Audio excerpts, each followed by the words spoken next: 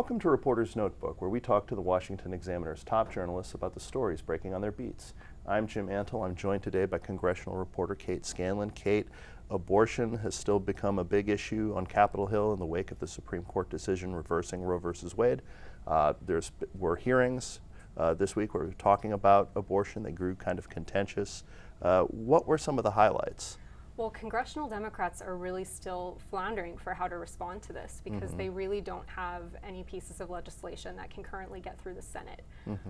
There were some very contentious House hearings this week with one exchange between a witness and a congressman. He asked her, you know, has there ever been an instance where someone gave birth to a turtle? And these are the kind of things, these are the kind of conversations that we're seeing happening now as lawmakers really kind of wrestle with how to deal with this when their hands are kind of tied.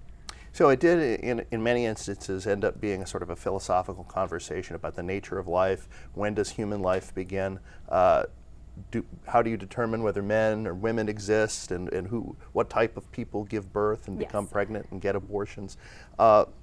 And some of the gender identity stuff also became a very big issue in these hearings, with Senator Josh Hawley having a fairly contentious exchange with one of the witnesses. Yeah, he and a witness had a back and forth about whether or not a man could get pregnant and whether it was only women who could get pregnant, and that culminated in Senator Hawley being accused of transphobia, and this is, these are the kind of hearings we're having this week.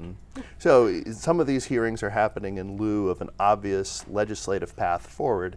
So House Speaker Nancy Pelosi has said they're committed to the bill that the House has already passed, which has been described as going beyond the Roe and Casey standards in terms of how late in pregnancy abortion could be legal and what the status of state regulation of abortion would be.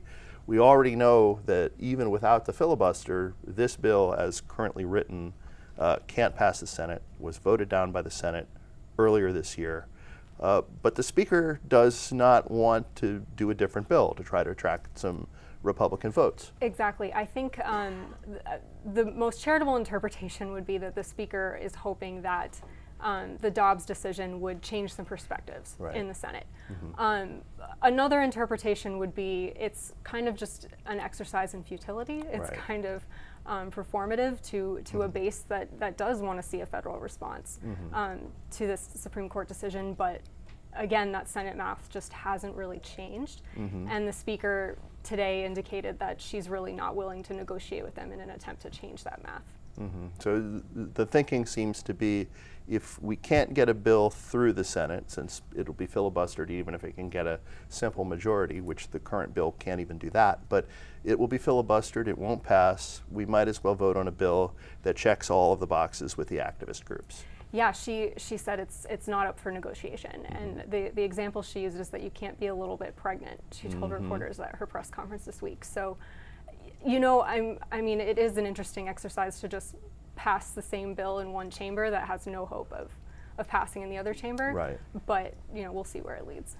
So now the man who put a lot of the justices on the Supreme Court, who overturned Roe versus Wade, is talking about his future plans. He's talking about 2024.